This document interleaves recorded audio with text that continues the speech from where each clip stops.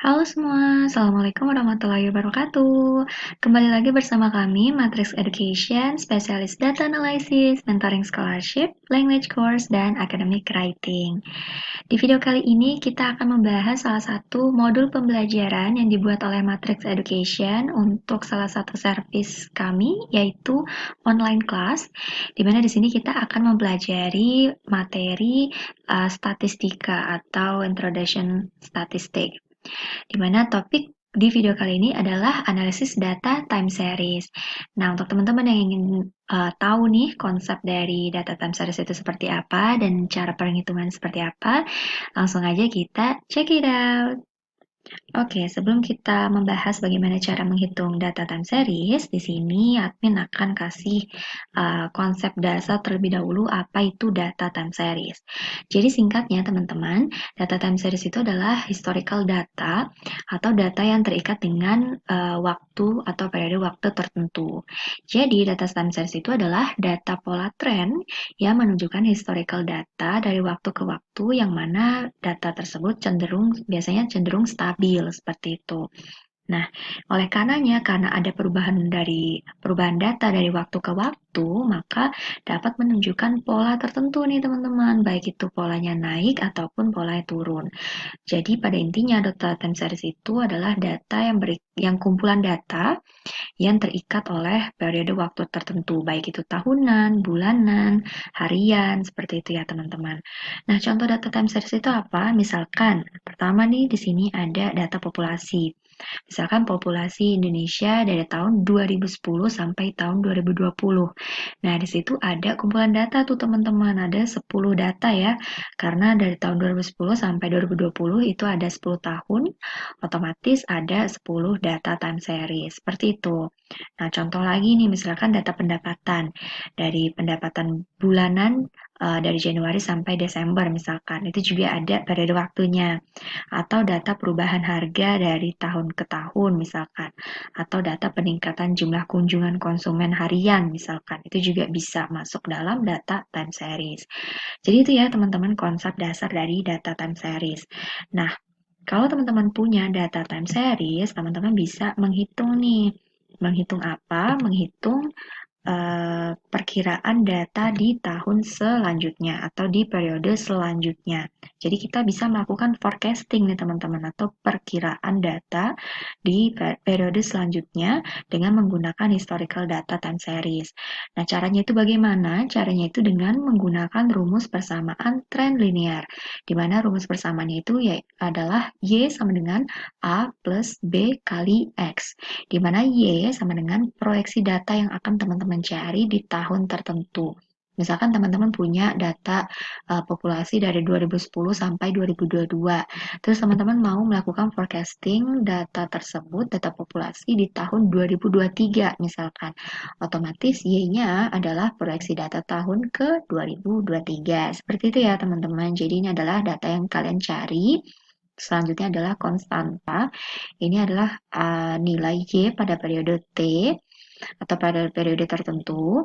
Lanjut, ini ada B sama dengan parameter. Parameter itu adalah rumusnya jumlah XY dibagi X2. Seperti itu teman-teman. Ini adalah parameter dari X. Nah, nanti kita akan bahas nih, XY itu apa, X2 itu apa, nanti kita akan bahas. Selanjutnya, X itu juga nanti akan kita bahas merupakan pengkodingan dari tahun pada periode ke Y, seperti itu ya, pada periode Y, seperti itu. Oke, jadi ini adalah rumusnya. Langkah-langkah menghitung data time series itu seperti apa? Kita akan langsung aja cek di slide selanjutnya. Ini admin sudah merangkum 6 langkah praktis untuk teman-teman melakukan uji time series. Langkah pertama, teman-teman harus melakukan pengkodingan tahun. Misalkan di sini ini adalah data pendapatan ya. Admin buat data pendapatan dari tahun 2017 sampai 2021. Ini contoh aja ya teman-teman. Tapi teman-teman bisa menggunakan contoh ini untuk data teman-teman ya. Jadi data time seriesnya teman-teman buat menjadi kolom Y seperti ini. Ini data tahunnya, di sini ada 5 tahun ya teman-teman, dari 2017 sampai 2021. Nah, langkah pertama teman-teman harus buat kolom X seperti ini. Kolom X itu dibuat dengan melakukan pengkodingan tahun. Jadi misalkan di sini ada 5 tahun ya. Nah, di tahun tengah, yaitu di tahun ketiga, yaitu tahun 2019, teman-teman buat menjadi 0. Gitu, karena ini adalah nilai tengah ya, 0. Seperti itu. Nah, di bawah 0, di bawah tahun 2019, teman-teman jadikan negatif semua. Jadi minus 1, minus 2, minus 3, minus 4, seperti itu ya teman-teman. Lanjut di atas tahun ke-0, teman-teman buat nilai positif semua, yaitu 1, 2, jika ada 2022, 2023, berarti 3 codingnya, 4, 5, seperti itu teman-teman. Jadi teman-teman harus lihat, harus cari nilai tengahnya seperti ini ya. Dan gunakan data tahun terakhir. Misalkan teman-teman mau mencari tahun 2022, pastikan data yang teman-teman pakai itu data yang up to date sebelum tahun 2022, seperti itu, yaitu 2021 misalkan. Gitu teman-teman, jadi pertama lakukan pengkodingan tahun seperti ini, buat kolom seperti ini. Oke, nah kalau udah, langkah kedua adalah teman-teman kuadratkan coding tahun tersebut. Jadi dibuat X2 seperti ini teman-teman, ini ada di rumus parameter. Teman-teman buat X2 seperti ini, kolom X2. Dengan dikalikan aja, jadi minus 2 dikali minus 2, 4. Minus 1 dikali minus 1, 1. 0 kali 0, 0. 1 kali 1, 1. 2 kali 2, 4. Seperti itu. Ini tergantung banyaknya data teman-teman ya. Di sini admin hanya punya 5 tahun, jadi seperti ini bentuknya.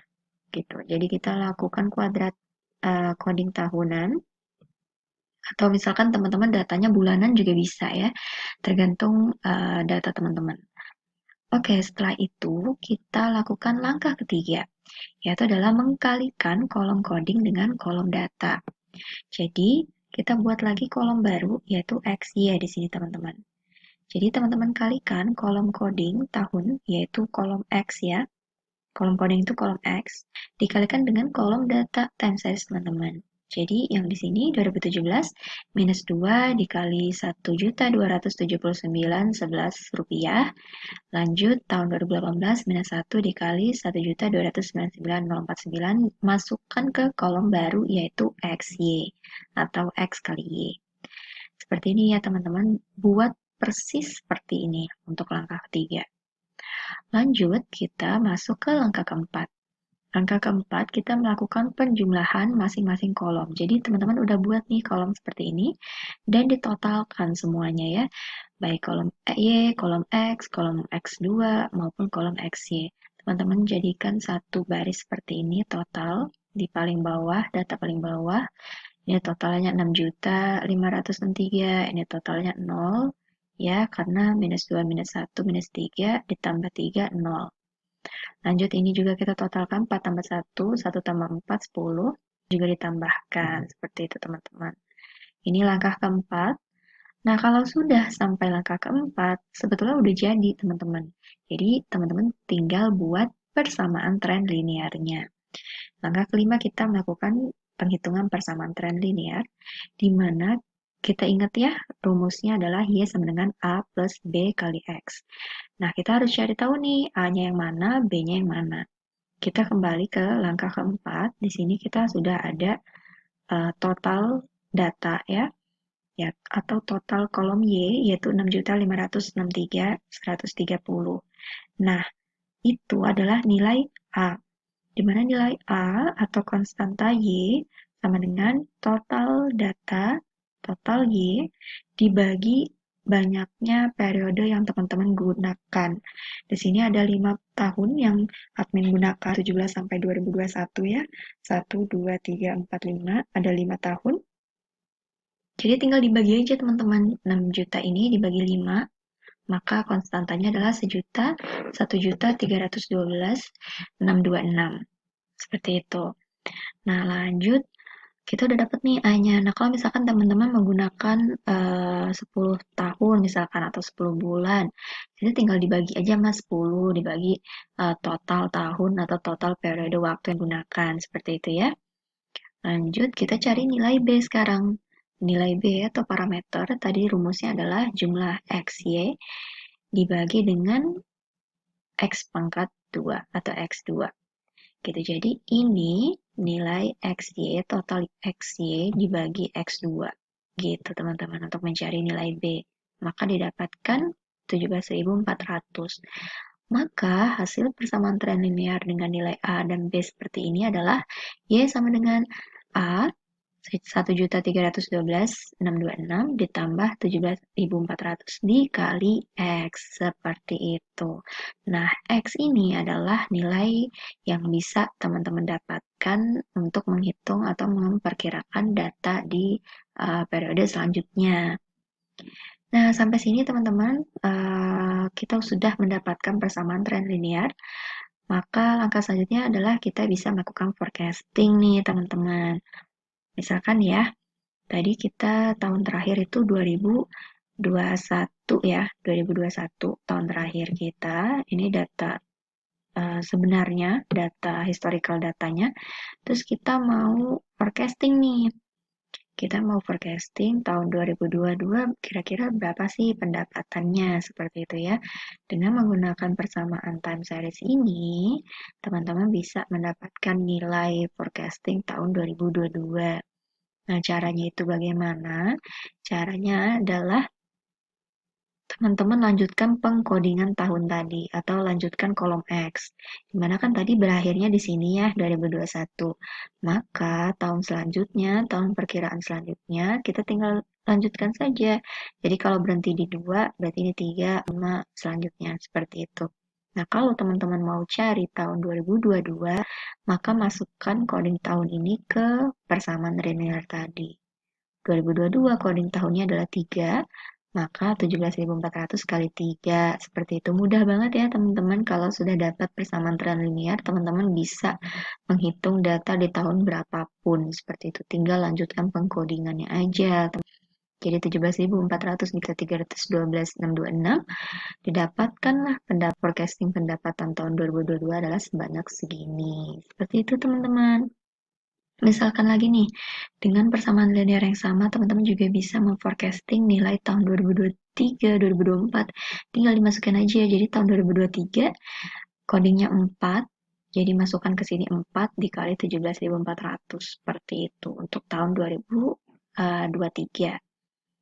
Gitu ya, jadi itu tadi teman-teman langkah-langkah melakukan uji time series. Hanya ada 6 langkah simple. Dimana sebenarnya kalau misalkan teman-teman sudah sampai langkah 4 itu sudah total dari cara menggunakan atau melakukan uji time series seperti itu. Oke, sekian video dari Matrix Education kali ini. Semoga bermanfaat. Jika teman-teman butuh bantuan untuk data analysis atau teman-teman ingin melanjutkan kuliah dengan beasiswa dan butuh mentoring kelas secara online, atau misalkan teman-teman mau belajar bahasa asing, kalian bisa reach kami di website matrixeducation.com, www.matrixeducation.com. Di sana lengkap sekali ya servisnya, teman-teman bisa langsung cek aja. Dan mentor dari Matrix Education adalah awardee dari beasiswa luar negeri dan juga native speaker untuk language course kami, seperti itu.